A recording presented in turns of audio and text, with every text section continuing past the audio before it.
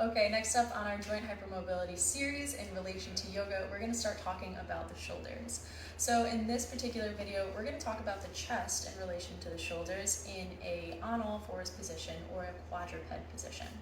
So while we come down into this quadruped position, we're going to be layering some of the concepts that we've learned at previous videos before we even think about the shoulder.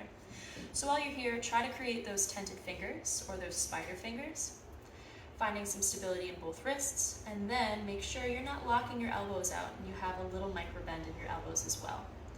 While we're keeping the wrist still, the elbow still, and the shoulder still, we're then going to think about what the heck our chest is doing. Do you find yourself coming into a rounded upper back? Or maybe do you find yourself caving the chest in all the way down? We want to find a more neutral position in between those two motions, really finding some strength in those shoulders. And to do that, we're going to do an exercise called scapular punches. So while you're in this position, what you're going to do is keep the wrist still, keep the elbow still, keep the shoulder still, and then press the floor away. What you're going to find is your shoulder blades are now spreading on the sides of your back, and then gently you're going to allow the chest to come back down. And again, you'll press the floor away and allow your chest to come back down.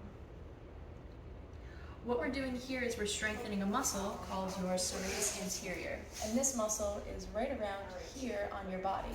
If you go to find your shoulder blade, that bony bone at the back of your shoulder, and go underneath it, this area here is where your serratus anterior is.